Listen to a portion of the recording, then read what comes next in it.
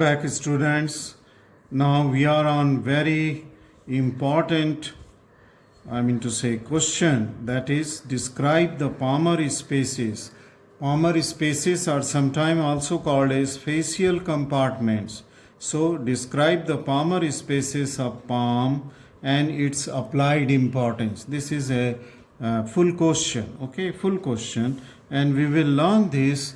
Its answer we will just learn in various steps.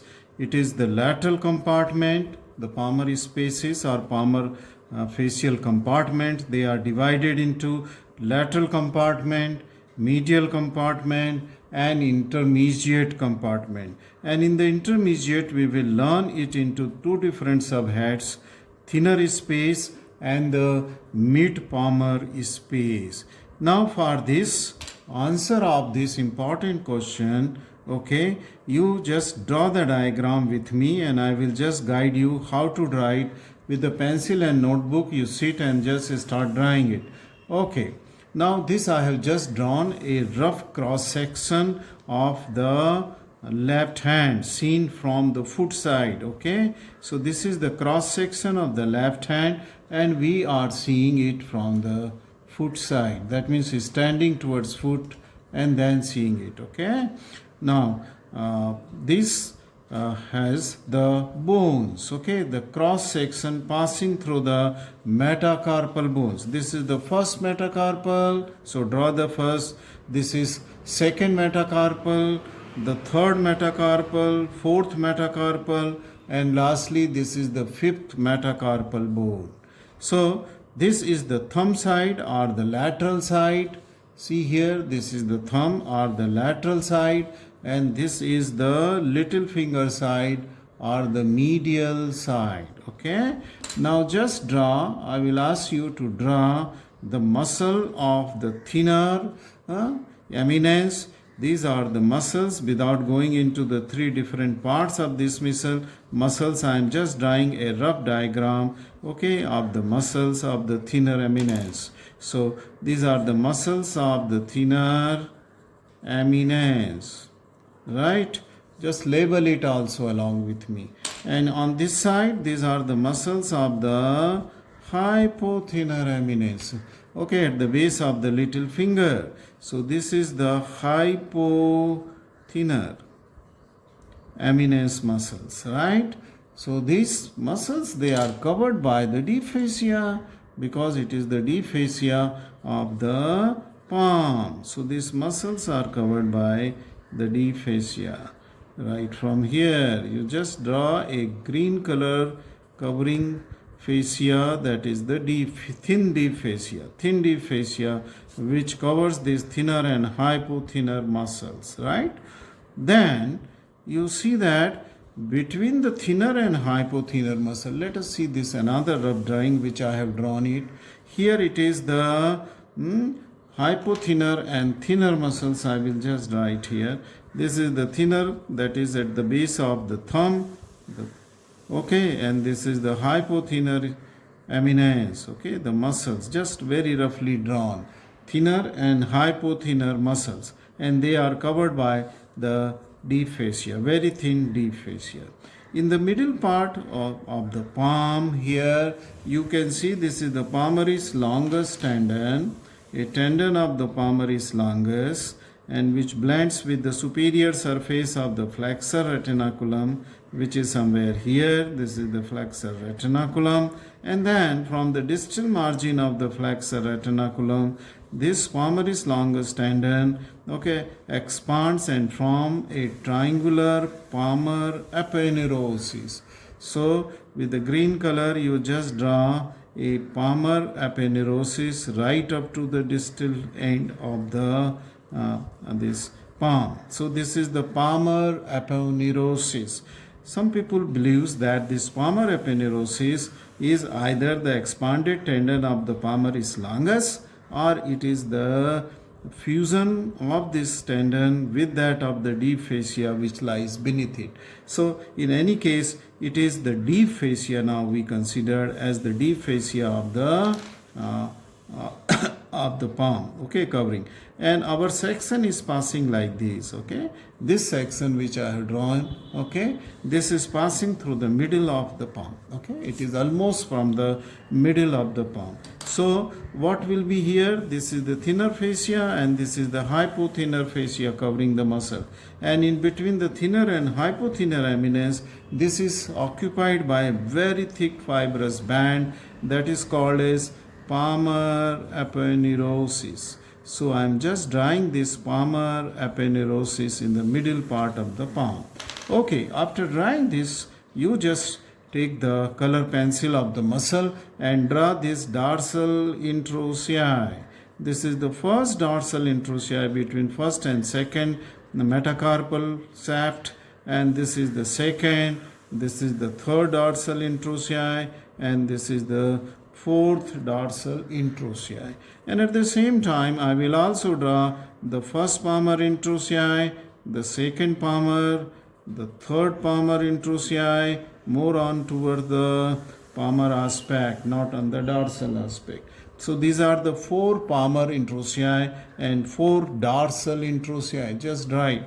Then from the middle of the shaft of the third metacarpal, you just draw a band of the muscle fibers going towards the lateral side, that means towards the thumb side, and this is the adductor pollicis muscle, oblique head of the adductor pollicis muscle.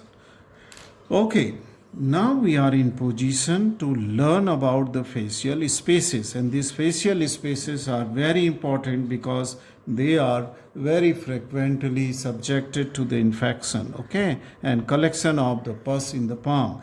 Important thing about this learning about palmar aponeurosis is that these spaces have a boundaries, and then the pus cannot go from one space to the another space, and it is limited in a particular space. That is the importance of learning of these, okay, palmar spaces, okay. So let us come to the first point here, and that is the lateral compartment. That means I told you that the palmar spaces are facial compartments. They are divided into lateral compartment, medial compartment, and intermediate.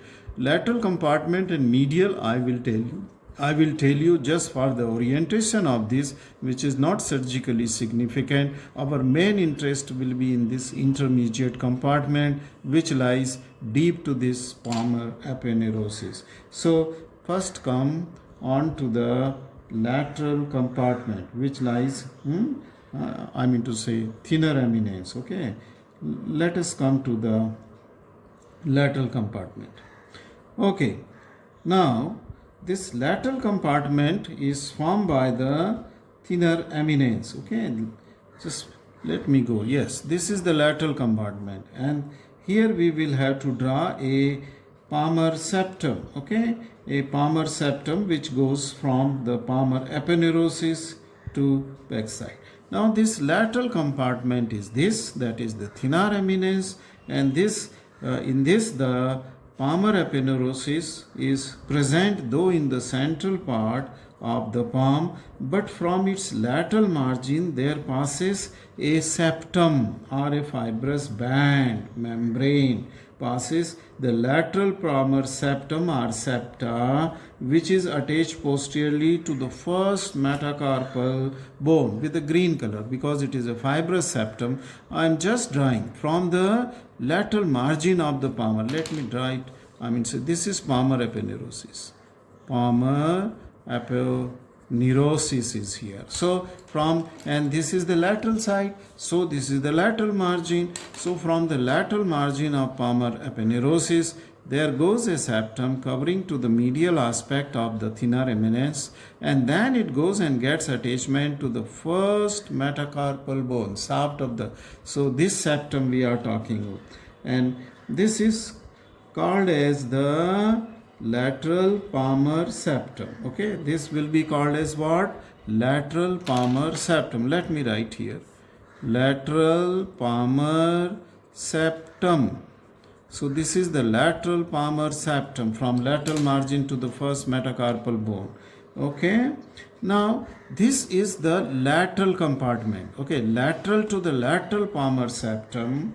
Okay, lateral compartment of the palm is present. Okay, lateral to lateral palmar septum. So this is what, this is nothing but the thinner amines, muscles which are present in the thinner, and this compartment contain the muscle containing the thinner amines. Okay, thinner muscle, all three muscles. Okay, right, so this is the lateral compartment. Okay, let us go to the medial compartment. And what is the medial compartment? It will be towards the little finger, and this is the hypothenor amines. Now from the medial margin of the palmar aponeurosis, see this, you are seeing palmar aponeurosis, there passes a similar septum which goes and gets attached onto the shaft of the fifth metacarpal bone. Okay, septum. So from the medial margin of the palmar aponeurosis passes the medial palmar septum which is attached to the fifth metacarpal bone.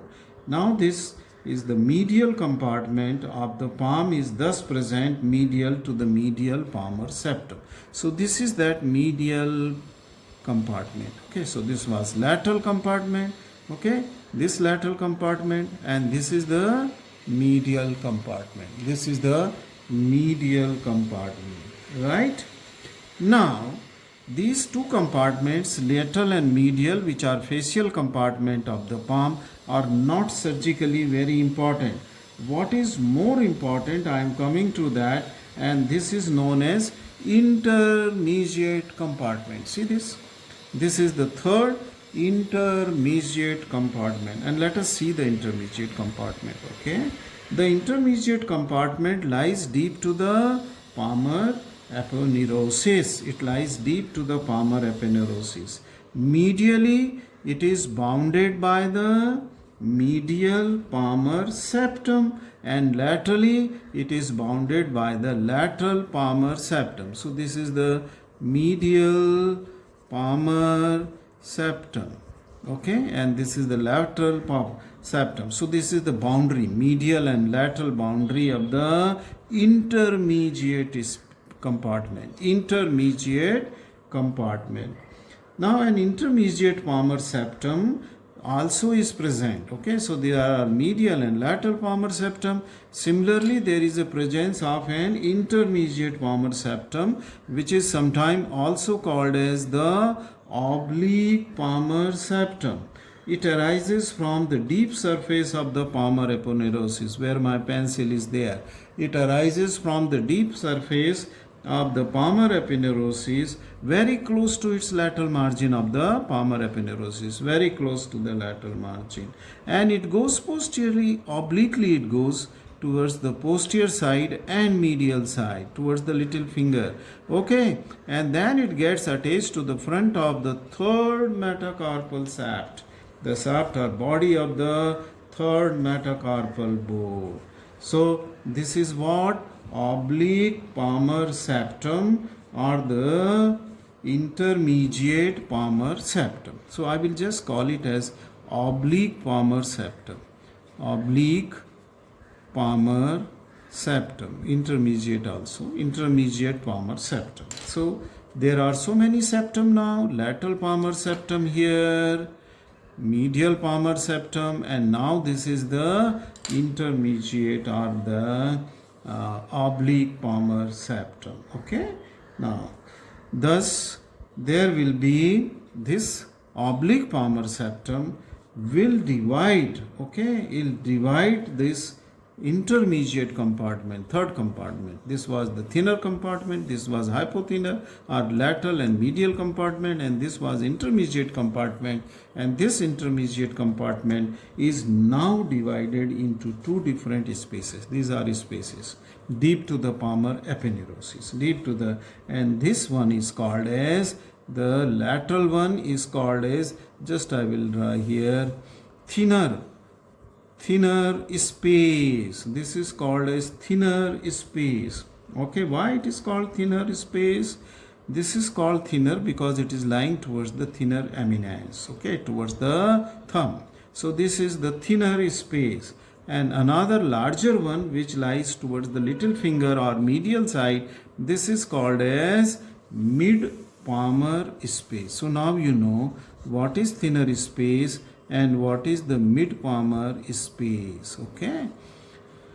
Right, thinner is a small space while mid palmar is a large space. Both are lying deep to the palmar aponeurosis. Both are lying deep to the palmar aponeurosis.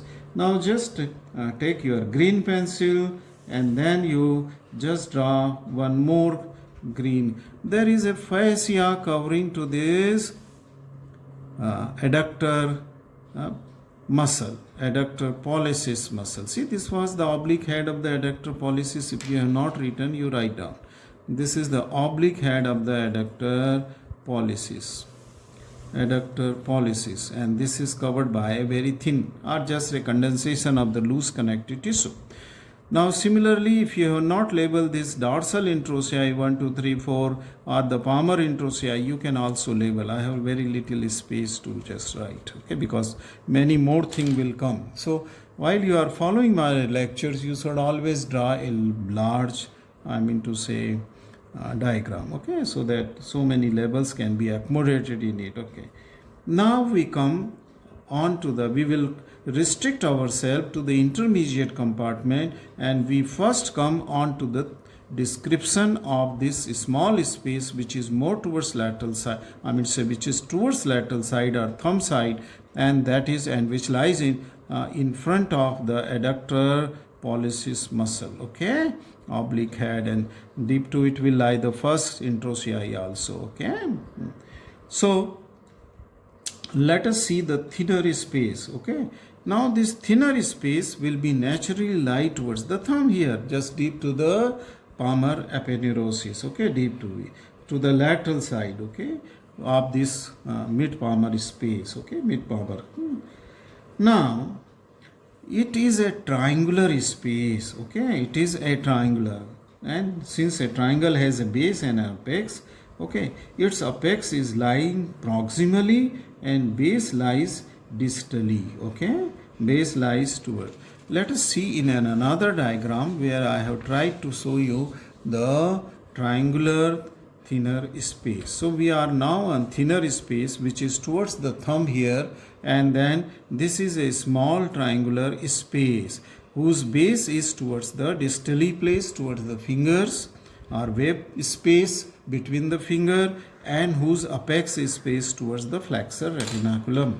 Now see, this is the flexor retinaculum, right? And this is the narrow apex, and this is the base which is pointing towards the first web space, okay, web space. Now let us come to the boundary of this. So imagine that this is a triangular space which we called as thinner space. See this thinner space? So this space is the thinner space, just a superimposition of this triangle, okay, on the palm, okay, onto the palm. So let us go back to the same diagram here, same diagram showing you this thinner space, okay, thinner space. Anterior boundary. Let us come to the anterior boundary of this thinner space. What is the anterior boundary of the thinner space? Now anteriorly this is bounded by the palmar aponeurosis. See this? Anterior boundary is the palmar aponeurosis, and anteriorly, actually the space I will tell you later, which is the real thinner space. It is here, somewhere here, just in front of the adductor pollicis, and here will come the tendons. Deep to the tendon is the real space. That's why the anteriorly there will be tendon. So let me draw the tendon also first. Okay, now these tendons which are here, they are the tendons of the which are going to the index finger. This is the tendon going to the index finger. This is the tendon also going to the index finger. So this is the tendon of flexor digitorum superficialis going to index finger, and this is the tendon of the flexor digitorum profundus going to the index finger. And there will arise a muscle from the lateral aspect of the tendon of the flexor digitorum profundus, and you know by this time this small muscle is the first lumbrical. So it is the first lumbrical will be there, okay. And then there is on the more lateral side, there is another tendon is present here, and this is the flexor pollicis longus tendon. This tendon is here, flexor. So how many tendons are there in the thinner space? There are two flexor tendons, okay, three rather. This is for thumb flexor, and these two are for the index finger. They are lying in this space, and one lumbrical is there. Okay, now this space I told you is actually deep to these tendons and between the adductor fascia covering to the adductor longus, I mean say adductor pollicis, okay, adductor pollicis, just a potential space which is filled with the loose connective tissue. You just imagine, which is I am drawing with the black pencil, okay. This is the actual thinner space, not the whole thing. This is actual, so it lies deep to the tendons, okay, in front of the adductor longus and first and second dorsal interossei, which will be seen at a, I mean to say, at a lower level, okay. Right. Okay. Now let us come to the posterior boundary. And here we have seen tendons and the palmar aponeurosis. Posteriorly, the fascia covering the transverse head of the adductor pollicis and the dorsal interossei right. This is the posterior boundary of this space, right. This is a narrow space filled with the loose connective tissue. Lateral boundary, laterally by the lateral palmar septum. This was lateral palmar septum, okay. This space coming from the lateral margin of the palmar aponeurosis. So this is the lateral palmar septum, okay. So this is the lateral boundary of the palmar thinner space, okay, thinner space, okay, lateral. Okay, then what is medially? It is medially is this septum, and which septum was this? Oblique palmar septum, or the intermediate palmar septum, okay, intermediate and oblique, okay, palmar septum, okay. So there are lateral boundary and the medial boundary, anterior boundary and posterior boundary of this thinner space, which is a potential space deep to the tendon of flexor tendon in front of the interossei and that of the adductor longus muscle, okay. Now proximally it extends up to the distal border of the flexor retinaculum. See this diagram, okay. Proximally it extends up to the distal border of the flexor retinaculum. This is the distal border and this is apex. That means apex is going up to the distal border of the flexor, and distally this space is going, okay, towards the first wave space, the first wave between the thumb and the index finger, okay. And distally it will communicate with the first wave through the lumbricals muscle, because first muscle, lumbrical muscles, which takes origin from the lateral aspect of the tendon of the flexor digitorum profundus, will cross it laterally, and through this space it will go to get attachment to the extensor expansion and to the base of the first phalanx of the index finger. So this will go along with the lumbrical space, okay. So it communicate with the first, just I have drawn a tunnel like a thing which is the lumbrical space continuing into the first palmar wave space, okay, okay.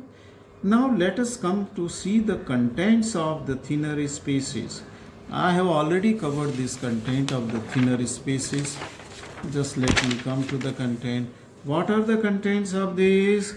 These are first lumbrical, as I told you, taking origin from the tendon. This is the very small muscle, the first lumbrical, and the tendons of flexor digitorum and profundus going to the index finger, and then there will be the digital vessels and nerve going to thumb and going to the index finger. So the radial hopper to the index finger. So the nerves and vessel digital nerves and vessel going to the thumb and to the index finger, they will be there in this. Okay, if I draw it, okay, this will be crowded. So just I draw so many digital vessels, three at least digital vessels which are going to the thumb and index. And if I draw the nerve also, there will be the crowding of the nerve also. See this, just I have drawn the nerve. So if you can also draw this way, you will remember the contents. Okay, you will remember the contents.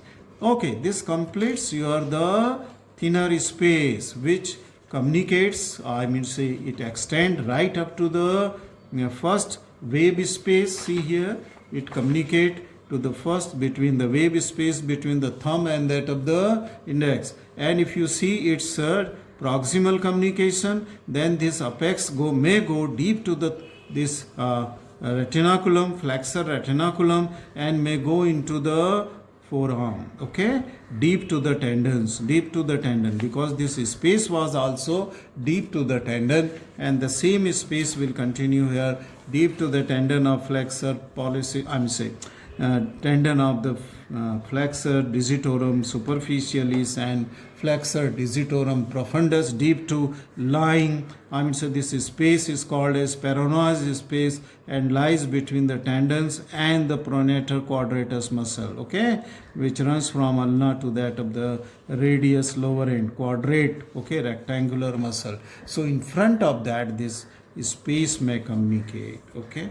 Now we come to the second space, that is called as the mid-palmar space, and it is also a triangular facial space which is located now on the medial side, because this is the medial.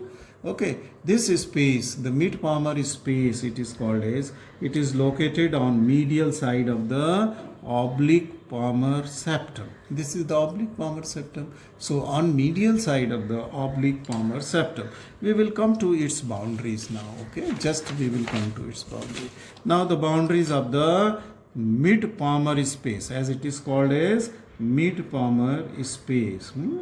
This is also triangular in shape, okay, and it is located on the medial to the intermediate or oblique septum, as I have told you. So this is also triangular. This is the large mid-palmar space, okay, just a superimposition of its boundary, and here it will be communicating with the second, third and fourth wave space through the lumbricals, okay, through the lumbrical spaces, okay, where the lumbrical is going through a a loose connective tissue sheath around it, and this sheath passes into the wave space because lumbrical tendon is going to the extensor expansion, crossing from the lateral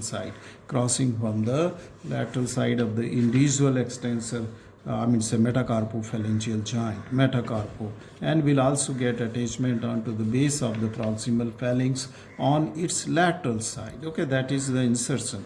Now let us come to the boundaries of the mid-palmar space. I think here it is better. Yes. With this diagram, I will show you the boundaries. Anteriorly. Anteriorly, it is the what? This is the palmar aponeurosis, and the flexor tendons are also there, which I will just draw the flexor tendon anterior. So there will be the two tendons out of 4 of the flexor digitorum superficialis and flexor digitorum profundus. They have gone off our index 1 off, so 3 will remain. So there are 3 flexor digitorum superficialis and 3 for the flexor digitorum profundus, and that will be the lumbrical muscles will be taking origin.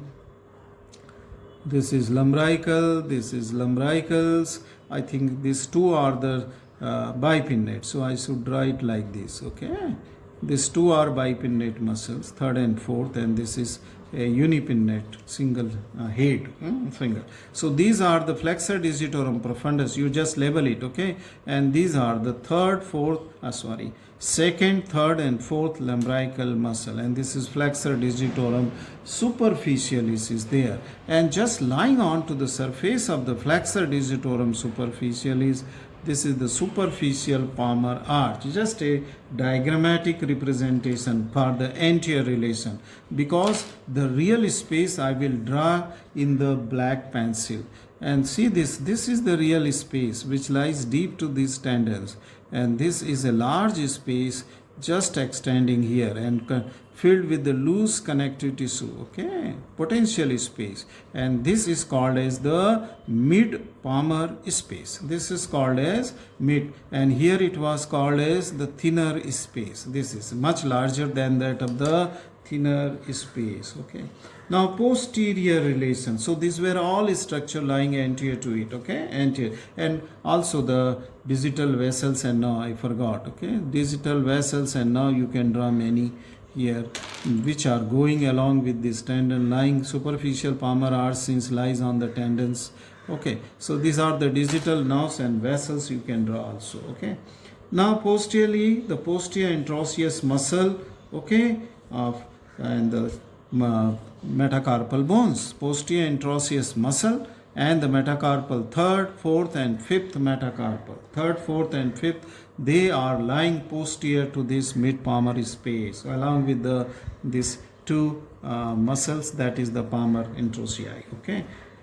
Medially, what is there on medial? This is the medial side, and this is that septum, mid palmar septum. So medially it is the middle palmar septum, and laterally it is the, what is lateral to in this space? This septum, oblique septum, okay, or intermediate septum, okay. This lies medially and this lies laterally. This lies laterally. So it extend.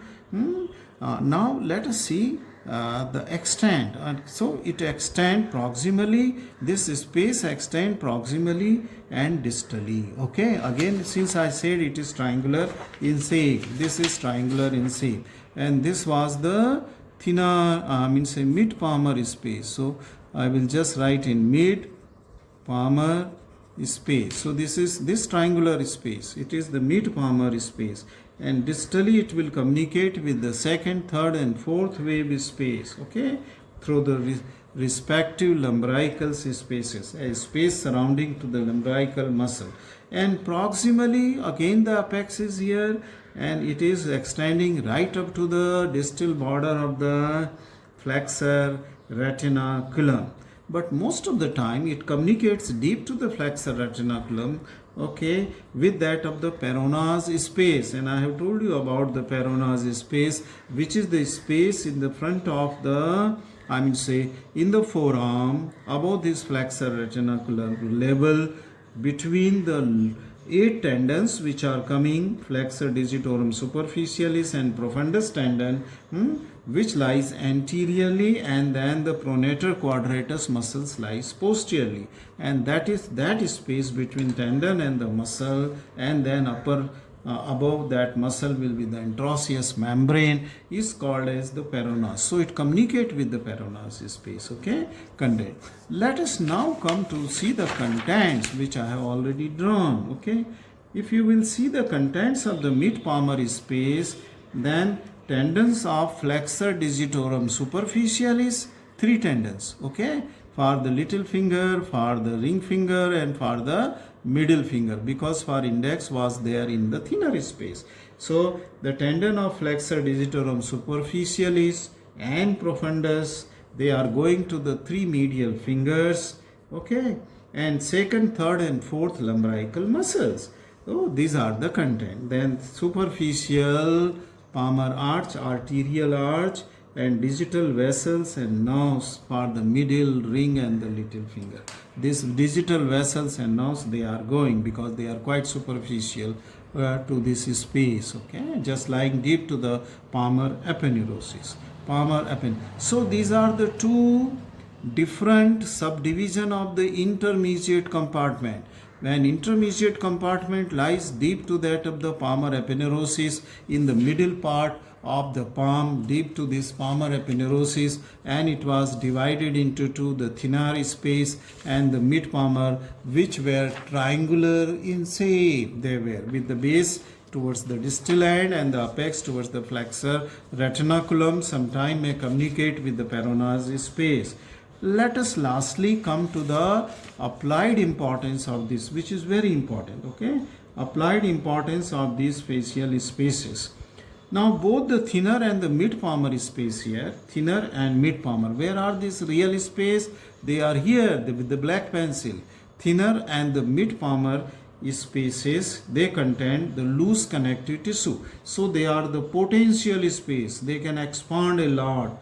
Okay, and if these spaces are infected with the bacteria, collection of the pus and fluid may take place, and then there will maybe lot of the fluid can collect in this space. Okay, and this will push the anterior relations, means this tendon and arch, okay, more towards the palmar aponeurosis. Okay, and this will be full of the fluid and which will later convert into the pus. Okay, it will convert, so the palm will become swell up. Okay, so there will be marked swelling of palm and lot of pain. Okay, very severe pain will be there, and depending on to which web side is showing the more swelling, if suppose the first web between index and thumb finger is showing the lot of swelling and sometimes the pus may point out from here which can be seen, okay, then this is the infection of the thinner space. And if the webs of these three webs medial, they are showing the swelling, lot of swelling, then it is the infection of the mid-palmar space, mid-palmar, because through the lumbrical space they are communicating through the towards the wave. Okay, towards the wave. Now from where this infection comes into this, because they are so deeply situated structure, how the infection can go? Infection can come along with the lumbricals itself. Okay, lumbrical space which are pointing towards the wave. If there is infection here on the wave, that can go into this space. That is one, I mean to say, way by which the infection can go. Or then there may be, you must have read about the synovial sheath, ulnar and the radial bursa. Okay, synovial sheath along with the tendon. Okay, that is for the ring finger and thumb. They are continuous with the ring finger is continuous with the radial bursa here.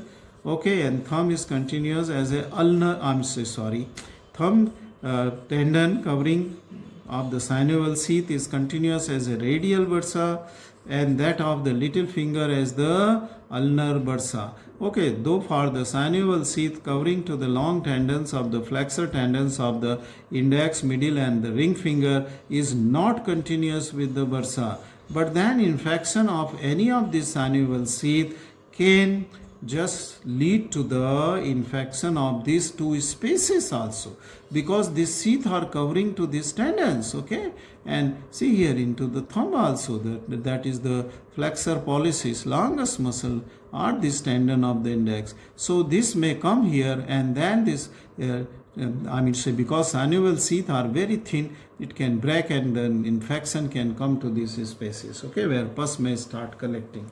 Okay, then these spaces may also get direct infection from the puncture wound of the palm. Okay, something goes in your palm and it pricks it. Say infected pin pricks on your palm. Okay, can directly go inside and then it can bring the infection to these spaces. Okay, so this is the puncture wound of the palm. So this is the third type of the structure.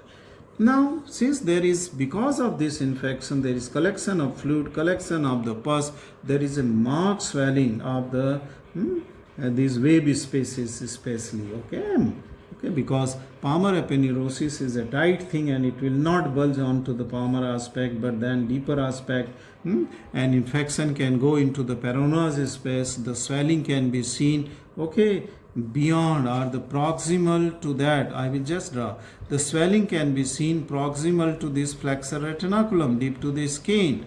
Okay, proximal, and it will see distal to the flexor retinaculum. So there will be a hourglass type of swelling can also seen because of the infection going into the synovial membrane. Okay, from these spaces, and then what will have to be done once the infection is there and there is a lot of swelling, pus is there, person may be suffering from fever because of this infection, swelling, and lot of pain is there.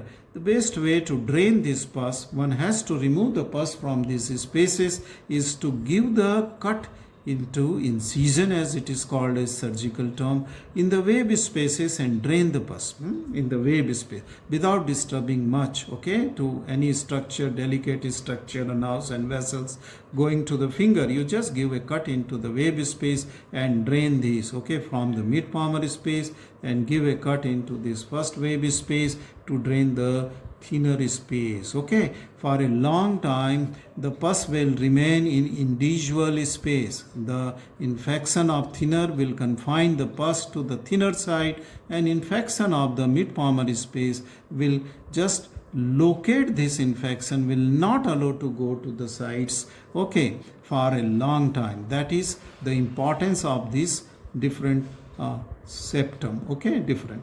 They are not allowing the infection to spread. So this completes a question, full question on the facial compartments or the palmar spaces of the hand. Okay, this is important from examination point of view, as well as this is important from the from your surgical importance. Since when you will go to the practice, you will have to remember this, okay, you will have to remember this, right? So this completes the spaces, palmar spaces. Thank you very much for watching this video.